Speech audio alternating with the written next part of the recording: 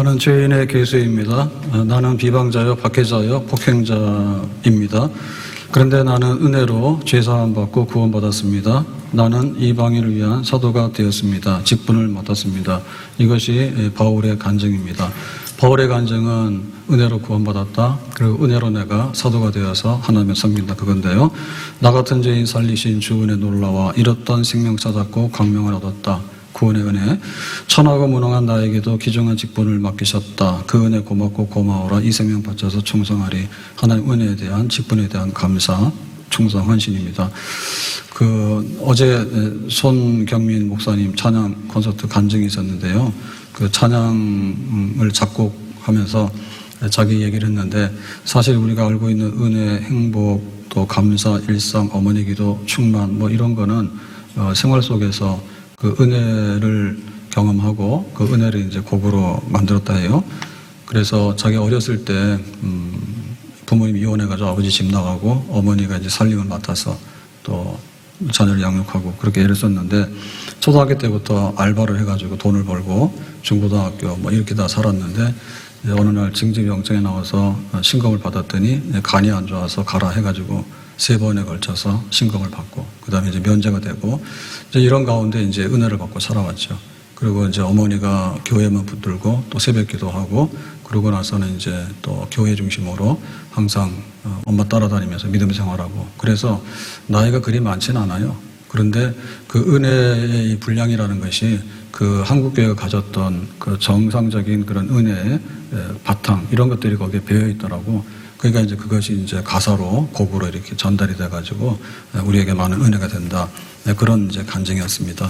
나의 삶에는 간증이 있는가? 나의 삶에는 찬송이 있는가? 히브리서 12장 1절에 우리에게 구름같이 둘러싼 허다한 증인들이 있으니, 여기 증인들이라는 것은 우리 믿음의 선조들이죠. 나름대로 전부 다 자기의 간증이 있고 자기의 삶이 있는 거예요. 그 노래가 있는 거죠. 이것이 나의 간증이요, 이것이 나의 찬송일세. 나 사는 동안 끊임없이 구주를 찬송하리. 이것이 나의 간증이요, 이것이 나의 간증이요, 이것이 나의 찬송일세.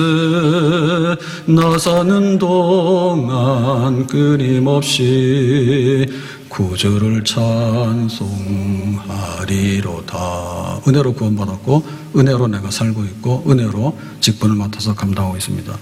그러면 바울이 예수님 만나기 전에 어땠느냐? 보통도 안 되고 그냥 세상적으로 말하는 타락한 사람, 그거보다 훨씬 더 악한 사람이었습니다. 13절에 내가 전에는, 예수 믿기 전에는 비방자요, 박해자요, 폭행자였으나, 이거는 교회를 파괴시키고 믿는 사람들을 체포하고 감옥에 가두고 그 다음에 스데반 죽이는데 앞장서고 그런 얘기, 완전히 적 그리스도, 그 하나님과 대적하고 교회와 대적하고 예수님과 대적했던 그런 생활, 이런 거 했단 말입니다. 그래서 예루살렘에서도 모자라니까 나중에 이제 다맥색이라고 하는 먼 외국에까지 가서 믿는 자들을 체포합니다.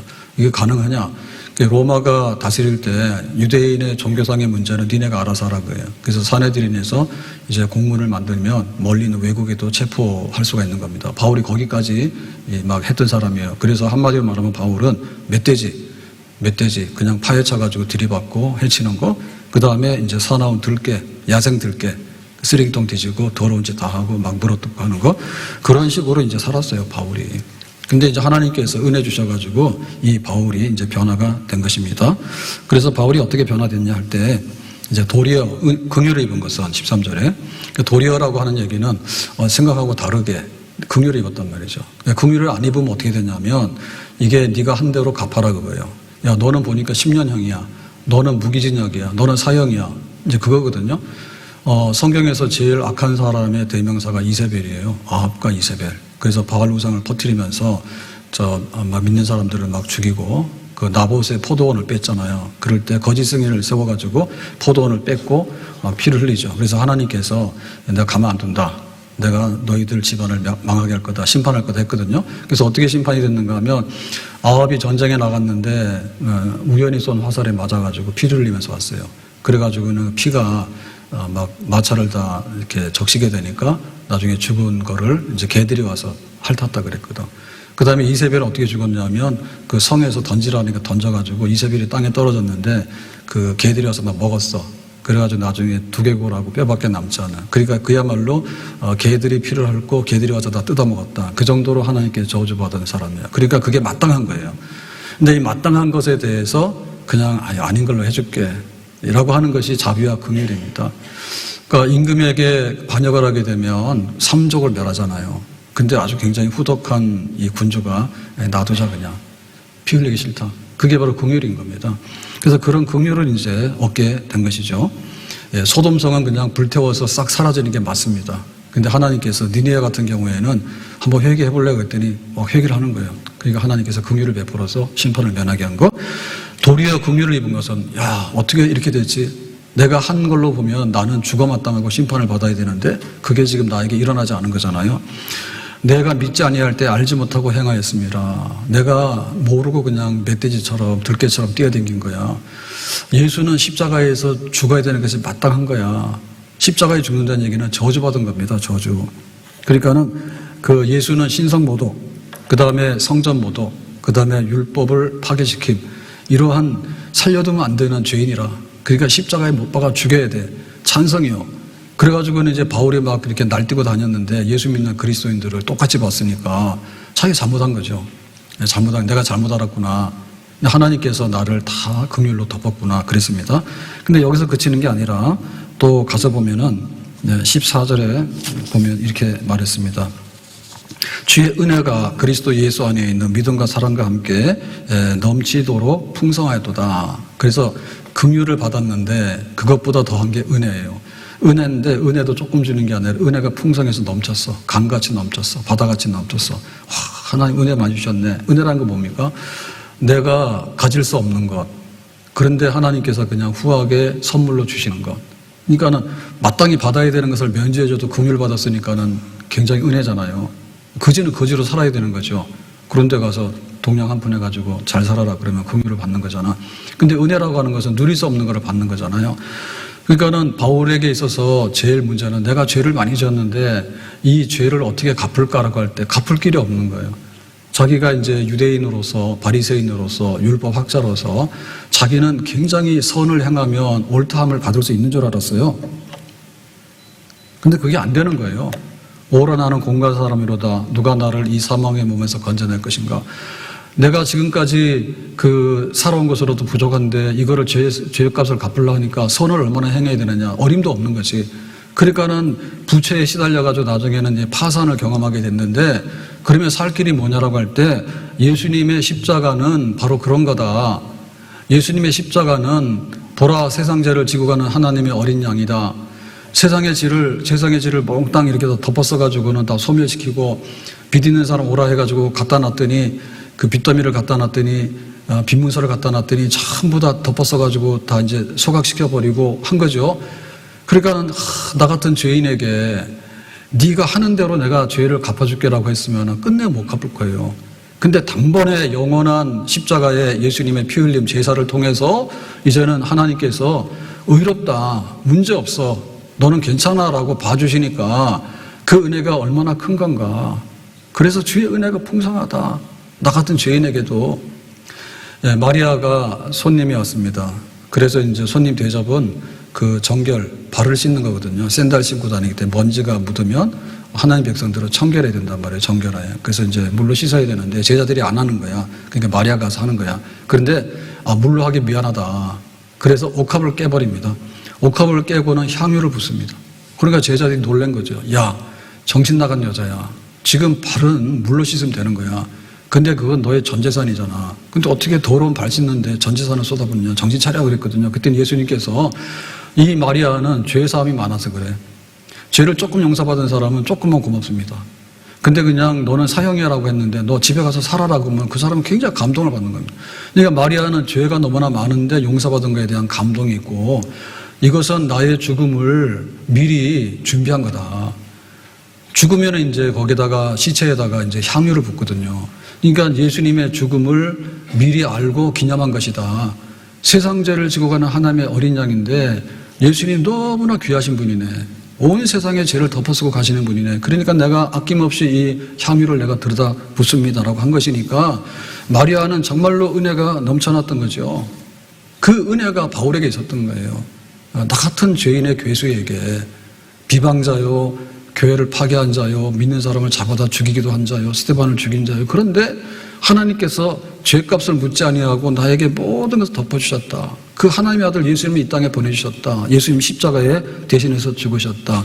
예수님 날 위해 죽으셨네. 왜 날 사랑하나. 겸손히 십자가 지시었네.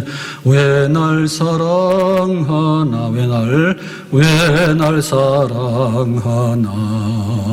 왜 날 사랑하나. 왜 주님 갈보리 가야 했나. 왜 날 사랑하나. 왜 날 사랑하나. 왜 날 사랑하나. 왜 주님 갈보리 가야 했나. 왜 날 사랑하나. 왜 날 사랑하나. 왜 날 사랑하나.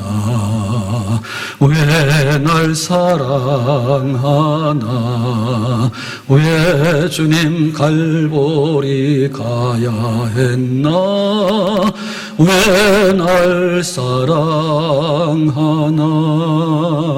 요한복음 1장 12절에 영접하는 자고 그 이름을 믿는 자들에게는 영접이라고 하고 문만 열어주면 되는 거예요. 우리 집 들어오지 마. 거절 안 하면 되는 거예요. 믿는 자들, 영접에서 믿는 자들에게는 하나님의 자녀가 되는 권세를 주셨으니, 권세는 시민증입니다. 예, 천국 시민증입니다. 우리는 대한민국 시민증 가지고 있죠. 주민등록증 가지고 있잖아요. 필리핀 가사 도우미들이 100명이 왔어. 필리핀에서 시험 쳐가지고 뽑혀서 왔어. 그런데 이제 가사 도우미를 해야 되는데 2명이 튀었어. 잡혔어 이번에. 그랬더니 돈 더 많이 주는 어디 가서 일하다가 잡힌 거예요. 그러면 나라에 이 시민권이 값어치가 있는 거예요. 예, 그 나라가 아주 값어치가 없으면은 그런 꼴을 당하고, 굉장히 부자 나라고 이게 보장이 되는 나라 같으면 그 시민권이 굉장히 값어치가 있는 거예요.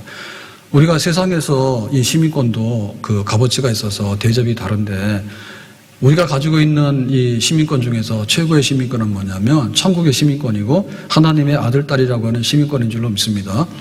바울이 이제 이거를 취득하게 되는 거죠. 우리 모두가 죄사함 받게 되면, 그래 너는 이제 시민이야, 너는 내 아들이고 내 자녀야라고 하는 어떤 상속, 그 다음에 어떤 보장이 있는 거예요. 보장이 있는 거예요. 그러니까 자녀에게 자녀로 대접해주는 그런 보장이 있는 거야. 그러니까 이 은혜가 너무나 놀라운 거지. 그래서 이런 천국의 시민권 권세를 갖게 되면 이제는 하나님 앞에 나가서 하나님 아버지 부르는 거예요. 그래서 우리가 하나님 아버지라고 부를 때 조심하셔야 됩니다. 아무나 부르는 거 아니에요. 하나님 아버지 그랬는데 네가 마귀 자식인데 왜 내 이름 부르고 그러면 벼락 맞아 죽는 거예요. 예, 하나님 아버지라고 하는 것은 굉장히 이게 하나님께 나갈 수 있는 그런, 하나님 누굽니까? 왕이십니다. 그 왕이 앉는 자리를 뭐라면 보호자입니다. 보호자에 계신 왕께 나가서 그의 백성들이 은총을 입는 거야. 근데 거기 우리가 출입할 수 있는 거야. 그래서 히브리서 4장 15절에 보면 우리는 긍휼하심을 받고 때를 따라 돕는 은혜를 얻기 위하여 은혜의 보호자 앞에 나아갈 것이니라 그랬죠. 그래서 우리에게 도움이 필요해요. 지금 내가 양식이 떨어졌어요. 내가 병원을 가야 돼요. 취직해야 돼요. 근데 내가 외로워요. 친구를 붙여주세요. 가는 길이 위태로워요. 이번에 배 타고 가는데 안전하게 해주세요. 우리가 온갖 걸 다 하는 거야. 우리 자녀들을 돌봐주세요. 세상이 지금 전쟁이 났고 난리가 났고 전염병이 돌고 있어요. 이 세상을 좀 도와주세요. 우리는 하나님께 도움받아야 될 게 천지로 많습니다. 하늘과 땅에 가득 차 있는 모든 것들이 뭐냐면 하나님의 도움받아야 될 것들이에요. 그래서 이게 은혜의 보좌 앞으로 나갈 수 있는 것을 얻게 됐다고 하는 것은 말로 다 할 수 없는 은혜입니다. 예? 어떻게, 그래서 그 무비보셋이라고 하는 사람이 다윗에게 호출당했거든요. 야, 너 궁궐로 와라고 하니까 무비보셋이 죽은 줄 알고 갔어요. 왜냐하면 이 사람은 사울의 손자야. 사울이 다윗을 어떻게 했어요? 죽이려고 난리쳤죠. 근데 자기가 먼저 죽고 하나님이 이제 다윗을 왕으로 세웠잖아요. 그 다윗이 부르니까 죽은 줄 알고 갔지. 그랬더니 다윗이 뭐라고 하냐면 사무엘하 9장 7절에 무서워하지 마라. 너 지금 겁먹었지? 무서워하지 마. 내가 반드시 내 아버지 요나단으로 말미암아. 이 요나단은 사울 왕의 아들인데 또 다윗의 친구입니다. 그러니까 요나단으로 말미암아라고 하는 것은 우리말로 말하면 예수님으로 말미암아. 네가 예수 믿어? 뭐 그것 때문에 네게 은총을 베풀리라. 은총이라는 게 은혜예요. 거저 주시는 선물이야. 죄도 용서할 뿐만 아니라 먹고 살만한 거, 필요한 거 다 공급해가지고 네가 내 아들이지, 내 거 다 너 가져. 그런 은총을 이제 주시는 거예요. 내 할아버지 사월의 모든 밭을 다 내게 돌아주겠고, 사월의 손자니까 알아. 근데 사월에 대해서 관여하지 않아. 그러니까는 밭을 준다는 얘기는 기업을 회복해 준다는 얘기지. 그러면 세상에 왕이 둘입니까? 사울 왕이 죽었으면, 다윗이 왕이 됐으면 이거는 삼족을 멸해서 왕권을 강화시켜야 되는 거예요. 근데 사울의 피조를 찾아가지고 밭을 준다는 얘기는 복권해가지고 야, 너 그냥 괜찮아 라고 해서 모든 것을 지위를 회복해 주는 그런 거잖아요. 얼마나 큰 건지 몰라, 은혜가. 너는 항상 상에서 떡을 먹을진다. 상에서 떡 먹는다는 얘기는 한 식구로 밥 먹는 거야. 궁궐에 살아. 너는 내 아들이고 내 가족이야. 그러니까 무비보셋이 예상한 거하고는 너무 다르죠. 자기는 이제 죽는구나, 나를 찾았으니까. 그러고는 갔는데 느닷없이 너는 왕자야, 궁궐에서 살아, 사울왕의 모든 기업도 다 줄 거야, 모든 거 다 줄 거야 라고 하니까 너무나 이게 지금 감당이 안 되는 거예요. 그거를 자기가 받았을 때 표현하는 말이 바로 이 말입니다. 8절입니다. 그가 절하여 이르되, 절했다는 얘기는 그 얘기를 듣고 서 있을 수는 없는 거죠, 그죠? 그러니까 땅바닥에 엎어져가 절을 하는 거예요. 최대한의 경의를 표하는 겁니다. 이 종이 무엇이기에, 이 종이 무엇이기에 왕께서 죽은 개 같은 나를 돌아보시나이까. 그래서 죽은 개라고 하는 것은요, 성경에서요 제일 하찮고 제일 나쁜 거를 개라 합니다. 돼지개가 제일 나쁜 거예요. 성경에서 보면 불결하고 하나님과는 상관이 없는 그런 죽은 개는 뭡니까? 썩은 개는 이거는 진짜 돌아볼 필요도 없는 거야. 이거는 쓰레기 맛도 못한 거야. 근데 그런 나에게 어떻게 이렇게 나를 돌아보십니까? 그렇게 은총을 나에게 베푸십니까? 와, 이거를 내가 어떻게 받아야 될지 모르겠네요. 너무나 감동이네요. 하늘보다 높고 바다보다 깊고 그런 것을 나에게 주니까, 다시 말하면 예수님 때문에 죄사함 받았지, 천국 시민권 줬지, 하나님의 자녀로서 돌보시지, 지금부터 미래 영혼까지를 다 돌보시지, 그런 은혜가 우리에게 보장이 돼 있으니까 이게 지금 얼마나 좋은지 모르겠다고. 하나님의 은혜로 있을 데 없는 자 왜 구속하여 주는지 난 알 수 없도다. 내가 믿고 또 의지함은 내 모든 형편하시는 주님 늘 보호해 주실 것을 나는 확실히 아네. 내가 믿고 또 의지함은 내 모든 형편하시는 주님 늘 보호해 주실 것을 나는 확실히 아네. 죽은 개 같은 나를 어떻게 돌보십니까? 이거는 무비보셋의 표현입니다. 그럼 바울의 표현을 볼까요? 바울의 표현 15절에 이렇게 말했습니다.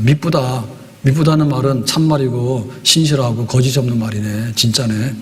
모든 사람이 받을 만한 이 말이요, 지금 여기 하는 말은 모든 사람이 다 들었으면 좋겠고 받아들였으면 좋겠다. 참 좋은 말이야. 기쁨의 소식이야. 굿뉴스야.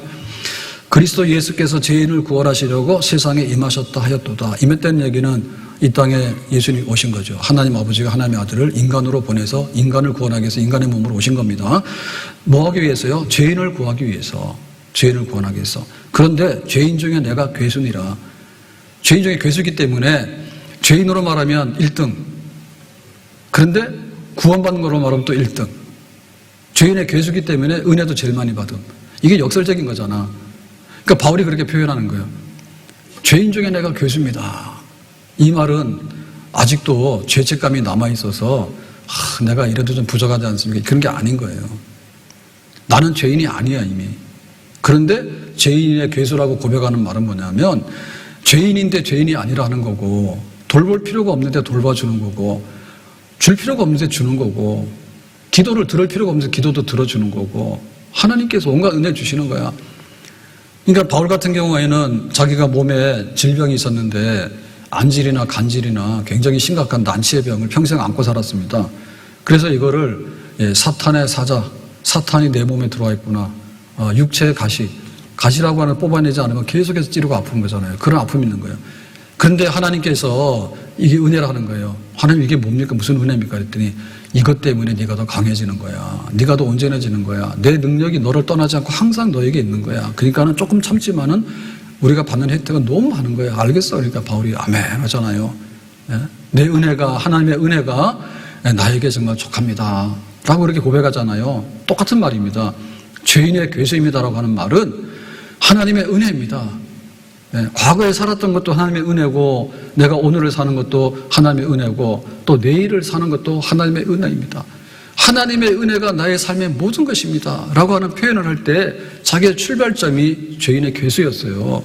그러니까 죄인의 괴수인 나에게 이렇게 후한 대접을 해주시니까 내가 그 은혜로만 살고, 은혜로만 내가 찬양하고, 은혜로만 내가 지금 사도가 되어서 일을 하고 주님을 지금 섬기고 있습니다. 라고 하는 거죠. 우리에게 이와 같은 그런 그 하나님 은혜에 대한 우리의 신앙의 고백이고 삶의 고백이 있어야 될 줄로 믿습니다. 바울은 죄인의 괴수인 나에게, 무비교젖은 죽은 개 같은 나에게 오늘 집에 가서 만들어 봐요. 송경민 목사님은 은혜를 자기가 곡을 써가지고 그렇고는 대접받고 잘 다니고 또 하나님께 쓰임받고 있는 거예요. 우리도 한번 만들어 보세요. 없다는 얘기는 뭐냐면 은혜가 없다는 얘기예요. 하나님, 나는 어떻게 은혜를 받아도 이 돌덩이 같아가지고 은혜지도 모르고 표현하려니까 우둔해가지고 말도 못하는지 모르겠네요. 참 하나님, 나에게 은혜를 주세요. 은혜를 구해보세요. 그럼 또 하나 나올지 모르겠어요. 그래서 우리가 나 같은 죄인 살리신이라고 하는 어메이징 그레이스, 이거를 이제 나 같은 죄인 살리신 주은혜 놀라우라고 번역을 했잖아요. 그러면은 그레이스는 은혜입니다. 근데 이 은혜라고 하는 것은 거저주는 건데, 내가 10만 원짜리 받으면 10만 원짜리고 100만 원짜리 받으면 100만 원 거예요. 은혜. 그냥 주는 거니까. 너는 사형이야 그랬는데 너는 살아 그랬는데 그건 은혜인 거예요. 그러니까 이 은혜의 분량이 크면 클수록 은혜인데 그레이스인데 뭐예요? 어메이징이지. 그러니까는 번역을 할 때 나 같은 죄인 살리신 주 은혜 놀라와 라는 식으로 해서 그냥 우리말 표현이 동사나 이런 거는 좀 불분명히 굉장히 많습니다. 시제 같은 게 확실하지 않습니다. 라틴어 같은 데는 보면은 시제가 굉장히 복잡하고 정교합니다. 근데 우리 같은 말은 형용사나 이런 게 굉장히 발달했거든요. 형용사 발달했어요. 그래서 우리나라 말 존칭 이런 거 외국 사람들이 배우기 어려운 거, 한국어 배울 때 그런 게 어려운 거예요. 존칭인데 눈치 봐서 해야 되는데 도대체 모르겠어. 똑같은 말이라도 안녕하세요라고 하는 건데 이게 감정이 있어서 하는 말인지 비꼬는 말인지 진짜 안녕이 잘 몰라. 그런 표현이 있다니까. 그래서 이번에 그 노벨 문학상 받았잖아요. 한강. 예? 그럴 때 이게 번역이 된 거예요. 번역이 됐는데 보니까 외국 사람도 알아차린 거야. 아, 이거는 문학적인 가치가 있는 거고 굉장히 높이 평가해야 되겠다. 그러니까 노벨상이다 해서 한 거예요. 그거 이제 우리가 그 감동의 분량이 있잖아요. 감동의 분량이. 그러면 그걸 우리가 어떻게 표현해야 될까? 그래서 이 어메이징 그레이스, 나 같은 죄인 살리신 이 가사는 존 뉴턴으로 돼 있다니까요. 이 가사가. 근데 이 가사는 어떤 사람이었는가 하면은 복음 전도하고 나중에 노예 해방을 한 분이 맞는데 출신은 그 노예 상인, 아버지가 선장인데 그 당시에 제일 잘 나가는 돈벌이는 아프리카 노예를 잡아다가 파는 거예요. 유럽으로 저기 미국으로 이렇게 파는 거예요. 그거 했어 아버지가. 근데 아들도 배 탄 거지. 아들도 배 타다가 그런 일을 한 거지. 방탕하죠 선원들이. 그리고 굉장히 난폭하잖아요. 그런 거 똑같은 사람인 거예요. 근데 어느 날 이제 은혜 받아가지고 변해서 회심했어. 그래서 이제 배에서 내려와서 자기가 복음 전하면서 또 나중에 노예 해방 운동을 하게 되는 겁니다. 그거 가사입니다, 그 가사. 그래서 우리가 뭐 행복, 감사, 뭐 충만 이런 거 보면 송경희 목사님 생각할 때 어떤 생각이 되냐면 당연한 거 하나도 없었던 것을 하나님의 은혜잖아요. 그거는 그러더라고. 어제도 코로나 때 작사를 했는데 코로나 때 보니까 다 아시죠? 이제 코로나 때 가지도 못하게 하고 마스크 쓰라고 교회도 15명이야.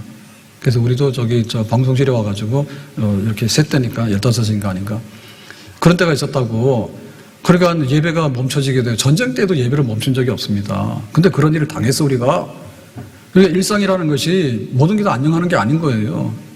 당연하게 여겼던 것이 당연하지 않은 거예요. 그래서 사실 우리가 보면은 이 아주 응급하는 시간이 5분이다. 예? 살릴 수 있는 시간이 5분이라는 얘기가 우리 생명은 딱 5분짜리인 거예요. 아셨어? 5분도 멀면 안 돼. 그래가지고 병원 가까이 있는 데가 좋은 겁니다. 예? 막 지금 지방 의료를 살리라고 하는데 살리긴 살려야 되는데요. 그거는 또 문제가 있어요. 뭐 인구 5명인데 거기다 의사 5명 넣을 수는 없잖아요. 예, 그래서 이제 거점 응급센터를 만드는데, 그러니까는 일산 떠나지 마세요. 싫으면 떠나요. 예, 그러면 못 가요, 응급실에. 그러니까 우리의 분량이 딱 시간으로 말하면 5분이고, 거리로 말하면 5분에 도달할 수 있는 거리밖에는 안 되는 거예요. 그래, 안개와 같은 거예요. 알아야 돼. 전기차 좋다 하잖아요. 전기차는 불나면은 탈출하기 어렵다며, 보통 차보다. 좋아할 거 없어. 좋아할 거 없어. 이게 모든 것이 은혜란 말이에요, 은혜로. 은혜로 그렇게 살아가는 거예요. 죄인 중에 개순이라 참 하나님의 은혜입니다. 자, 그래서 그 뉴턴의 가사를 보면 이렇게 되어 있습니다. 나 같은 죄인 살리신 주 은혜 놀라와 잃었던 생명 찾았고 광명을 얻었네. 그러니까 그 은혜인데, 그레이스인데, 그 은혜가 얼마나 놀랍냐면은, 잃었던, 죽은 생명이 살아났어. 그럼 내가 오늘 교회 와서 예배 드리는데, 내가 볼 때 상당히 좀 이렇게 뭔가 자부심이 있어서 뭐 하나님 한번 와주는 것 같잖아요. 교회도 한번 와주고 목사님 설교도 한번 들어주잖아. 그런 생각하시면 안 돼. 예? 내가 생명을 얻었으면 어디로 가야 돼? 생명 주신 하나님께 가야 되잖아. 예수님께 와야 되잖아. 그러니까 잃었던 생명을 찾았다니까. 잃었던 생명을 찾았다고. 광명을 찾았다고. 광명이 없으면 어딥니까? 지옥은 어두운 데입니다. 진짜 흑암의 세계가 지옥입니다.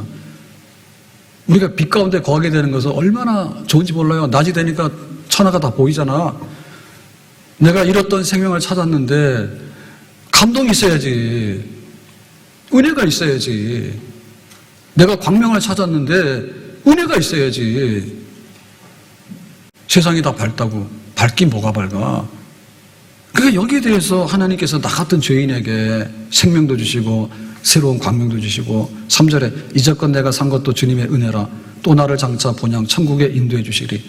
지금까지 살아왔던 것도 보면은 우리가 많은 노력도 했지만은 사실은 별 차이가 없습니다. 전쟁의 시대에 태어난 사람도 학도병이고, 전쟁의 시대에 태어난 사람 다 죽었지 뭐. 전쟁에 굶주리고 기근에 때 태어난 사람들은. 그러니까는 하나님께서 산 것도 은혜고 앞으로 살아갈 날도 은혜입니다. 아멘. 하나님께서 베풀어 주시면 베풀어 주시는 만큼, 무병세제 그랬잖아요. 죽은 개인데 나를 궁궐로 데리고 가지고 죽일 줄 알았더니 왜 이렇게 한상 차려주시고 이 집에서 영원히 살자고 그렇게 하십니까? 나는 사울의 손자입니다. 피가 다릅니다. 근데 왜 나를 같은 왕자처럼 대접해 주십니까? 도대체 이게 웬 은혜입니까? 거기서 우리 영원히 주님의 은혜로 해처럼 밝게 살면서 주 찬양하리라. 우리의 웰빙, 복지의 끝은 이 땅에 없어요. 이 땅에 복지의 끝이 없어요. 그러니까 복지의 끝은 뭐냐면 하나님이 통치하시는 거기에 있는 거예요. 거기에서 영원히 밝게 살면서 주님 찬양하게 되는 그런 것이 보장되어 있는 것이지. 그러니까 죄인으로 출발해가지고 영원히 해처럼 밝게 사는 거기까지를 노래하고 있는 구석구석에 은혜가 배어 있잖아요. 같이 합시다. 나 같은 죄인 살리신 주의 놀라워 잃었던 생명 찾았고 광명을 얻었네. 나 같은 죄인, 나 같은 죄인 살리신 주의 놀라워 잃었던 생명 찾았고 광명을 얻었네. 이제껏 내가 산 것도 이제껏 내가 산 것도 주님의 은혜로 또 나를 장차 본향에 인도해 주시리. 거기서 우리 영원히 주님의 은혜로 해처럼 밝게 살면서 주 찬양하리라. 거기서 우리 영원히 주님의 은혜로 해처럼 밝게 살면서 주 찬양하리라.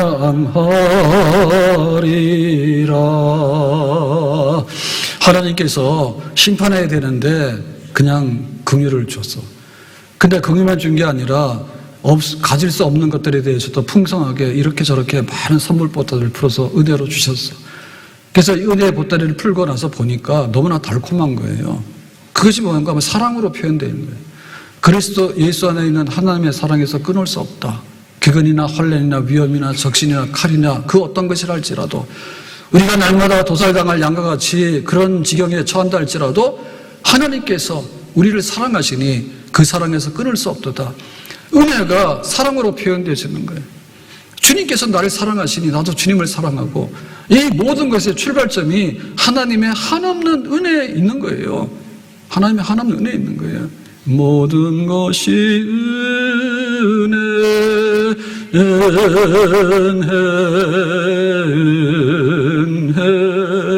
한없는 은혜 내 삶에 당연한 것 하나도 없었던 것을 모든 것이 은혜로다. 모든 것이 은혜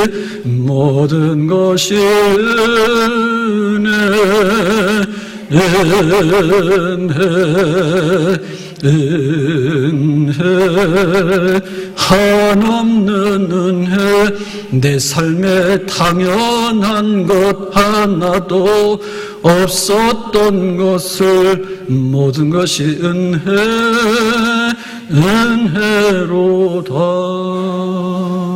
모세가 이름이 무슨 뜻인지 아시죠? 물에서 건진 사람이에요. 왜 물에 들어갔어요? 자기가 히브리인인데 정치적으로 박해를 받은 거예요. 그래서 바로 왕이 여자애들은 살려라, 노동이라도 시키면 이익이 되니까. 근데 남자애들은 위험하니까 죽여라 했거든요. 죽이기 아까우니까 갈대상자에 담아가지고 나일강에다 버렸단 말이에요. 그랬더니 바로 왕의 공주가 와가지고 건졌어. 그건 놔두면 되잖아요. 그걸 건졌어. 애기가 있네. 근데 히브리 아이야. 그럼 왕이 죽이라 했으면 공주가 죽여야 되잖아. 근데 그냥 데리고 가서 입양해버린 거예요. 도대체 이런 일이 어디 있어요? 물에서 건져놨더니 모세가 나 줘가라 해가지고 애굽의 왕자가 돼가지고 잘 살았네, 그런 게 아닌 거예요. 나이 40이 되니까 내가 히브리인인데 내 동족들이 저렇게 고생하는데 내가 궁궐에서 이거 뭐 하는 짓이냐, 그러니까 내가 내 백성들을 해방시켜야 되겠다 해가지고 이제 노예살이하는 백성들을 해방시켜가지고 건져내가지고 가나안 땅으로 가는 거예요. 모세의 인생인 거예요. 얼마나 아름답습니까? 네? 물에 던져져가지고 죽을 사람을 건져내가지고 그 백성을 해방시켜가지고 하나님께서 쓰시니까. 요셉은 어떤 사람이에요? 꿈을 꾸는 사람이야. 어느 날 11개의 별들이 절하던데요. 근데 해와 달도 절하던데요. 그 형들한테 꾸중 들었거든요. 아버지한테 혼났어요. 야, 네가 뭐 잘났다고. 그랬더니 형들이 앙심을 품어가지고 노예로 팔았습니다. 은희십에. 형들 왜 그러십니까? 장난도 아니고. 그게 매정하게 팔아버린 거예요. 노예로. 그래서 노예로 팔려간 거예요. 얼마나 슬퍼요. 그랬을 때 그랬거든요. 형님들 나 좀 살려주세요. 안 살려줘. 근데 그날 요셉이 거기 왜 갔는가 하면 아버지가 양치니까 형들 먹을 거 좀 갖다 주라 해가 도시락 싸간 거야. 도시락 주니까 도시락 먹으면서 그 짓을 한 거야. 도시락 먹으면서 요셉이 갖다 준 도시락을 먹으면서 야, 너는 노예로 가해가지고 노예로 팔아버린 거야. 그런 슬픈. 근데 그 나중에 하나님께서 그 애굽의 총리로 세웠잖아요. 그래서 그 야곱의 식구들을 여기 지금 애굽에다가 정착시키는데 고센 땅. 그 다음에 이제 그 모세 시대까지 번성해가지고 민족이 되는데 요셉이 그렇게 쓰임받잖아. 그런 스토리가 있는 거예요. 우리의 삶에는 나름대로 다 이야기가 있어요. 그것이 뭐 잘났든 못났든 다 이야기가 있고요. 우리가 지금 여기 교회 와서 이렇게 믿는 사람으로 예배 드리고 있는 이것은요, 하나님의 백성으로 스토리가 있는 거야. 너는 죄인의 괴수야. 근데 내가 너의 죄를 덮었어. 근데 너에게 필요한 것이 있으면 내가 아낌없이 쏟아부을 거야. 그걸 열고 봤더니 그게 사랑으로 표현되는 거야. 이런 경우에 이렇게 사랑을 줘야 돼. 사랑. 그러니까 이거 우리 잊을 수가 없는 거야. 그러니까 나의 신앙의 출발도 은혜고 내 신앙의 마지막도 은혜라니까. 가보니까 하나님 은혜밖에 없다고. 은혜로 해처럼 빛나는 영광의 나라에서 영원히 살리라. 은혜라고. 교회가 뭡니까? 은혜 왕국인 거예요. 교회에서 제일 못난 사람이요. 제일 은혜가 없는 사람인 거예요. 딴 게 아닌 거예요. 제일 은혜가 없는 사람은 돌덩이에요, 돌덩이. 내가 받은 게 뭐 있는데, 교회가 왜 그러는데, 목사님 왜 그러는데, 내가 할 만큼 했는데, 할 만큼 하긴 뭐래. 죄인의 개수라 했잖아. 그럼 바울이 그럼 안 했습니까? 바울은 1차, 2차, 3차 전도회가 자기 순교의 제목으로 자기 목숨까지 바쳤다니까? 그런데도 죄인의 개수야. 하나님의 은혜를 자랑하는 거야. 모든 것이 하나님의 은혜입니다. 그래서 교회에서 제일 잘난 사람은 은혜가 제일 많은 사람이고, 교회에서 제일 못난 사람은 율법주의자. 내가 이 정도는 알고 있는데 이것들이 말이야, 이것도 모르냐 말이야. 내가 한 거는 크게 보이고 남이 한 거는 말이야 아무것도 안 잘 보이고 말이야. 자기 왕노하고 말이야. 그건 제일 못난 사람입니다. 교회에서. 다윗이 유명한 시를 남겼죠. 여호와는 나의 목자시니. 목자의 시, 목동의 시잖아요. 양치면서. 다윗은 베들레헴의 목동에서 실제로. 그래서 아버지가 양치를 하는데 형님들은 공부나 하라. 그런 거예요. 지금으로 말하면. 출세를 해야 되니까, 가문이 이렇게 되니까. 야, 막둥이 너는 양이나 쳐. 그래가지고 양치고 있는 거예요. 전쟁에 나가는 것도 형들이 나가지. 다윗은 못 나가요. 야, 너 같은 애는 전쟁도 못 나가니까 집에서 양이나 치라니. 근데 하나님께서 다윗을 어떻게 했습니까? 이스라엘의 목동으로 삼은 거야. 이스라엘의 목자로 삼은 거예요. 목자는 뭐냐면 양들 돌보는 거예요. 이스라엘의 왕의 이상형은 뭐냐면 목자예요. 거기에 제일 부합한 사람이 다윗인 거야.